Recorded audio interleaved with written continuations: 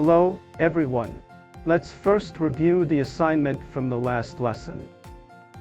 The data sent by the client is TX, and the data received from the server is RX. All data is printed in hexadecimal.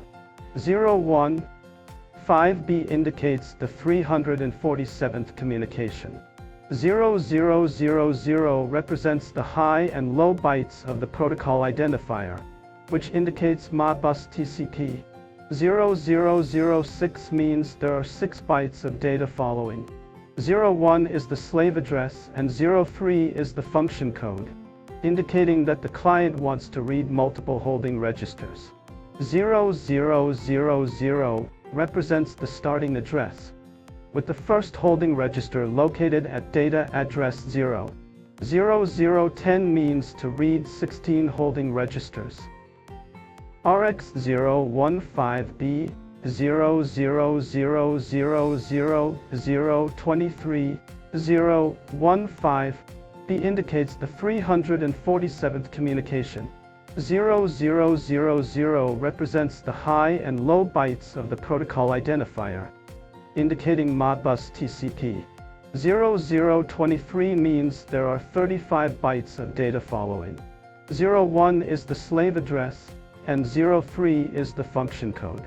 The 20 that follows indicates there are 16 holding registers data content, with a total of 32 bytes. Every 2 bytes form a word, which is the size of a holding register, making a total of 16 holding registers. That's all for the assignment from the last lesson. Today we will use Modbus debugging software to explain the Modbus RTU communication process. RTU operates on a serial communication basis. Without a serial device connected to a PC, the RTU communication process cannot be completed. Therefore, we need a virtual serial port to facilitate RTU communication. Let's first check which serial port devices are available on this computer. Right-click on this PC, select Manage to enter the computer management page, and click on Device Manager. Under Ports, we can see that there is a communications port COM1 here. COM1 is currently being used by another device. Since we want to demonstrate the Modbus RTU communication process, we cannot use this COM1 port. Therefore, we need to create additional COM ports. We will use a virtual serial port software. Double-click on the software and select COM2 and COM3 to create 2 COM serial ports.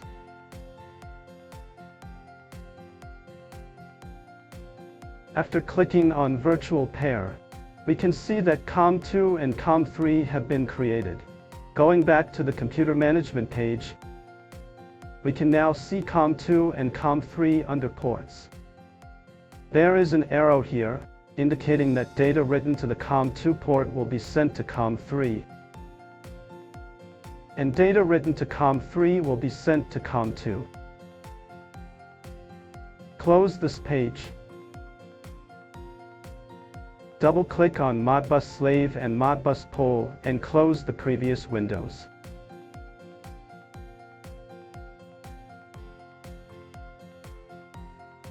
First, create a slave station. Click on Connect, and under the connection method,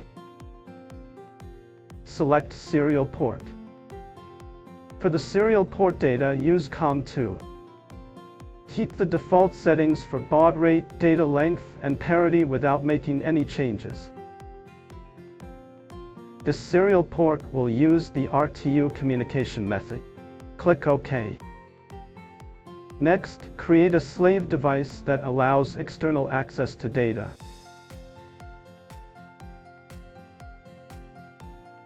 Click on Coil with the address set to 0.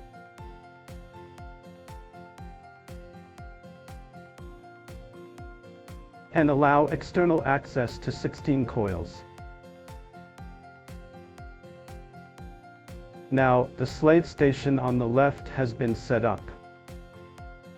We can see that there is a slave ID and a slave address here, with the slave address being 1. Then, create a master station on the right and click on Connect. We will also use this serial port. Select serial port 3.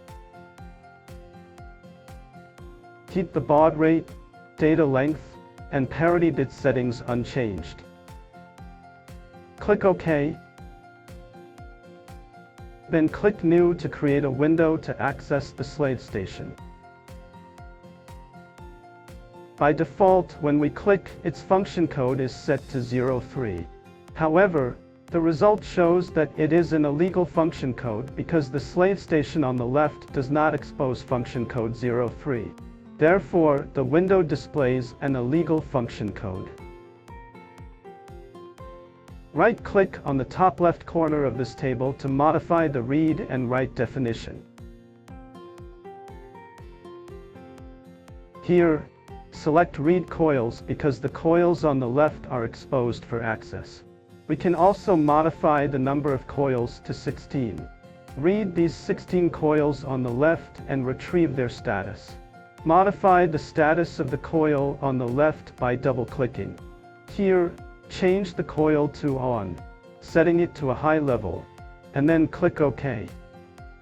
Observe the first coil on the right and it switches to a high level. Similarly, we can modify the scan time to 100 milliseconds, indicating that the coil status will be read every 100 milliseconds. Modify the last coil by setting it to a high level and click OK. We notice that the status of the last coil on the right immediately switches to a high level. In this lesson, we reviewed the assignment from the last class and completed the Modbus RTU communication process using virtual serial port software. For the assignment of this lesson, analyze the data of the RTU communication process. TX 0001300100000010-3DC6 RX 00001401010201 ATB 9CC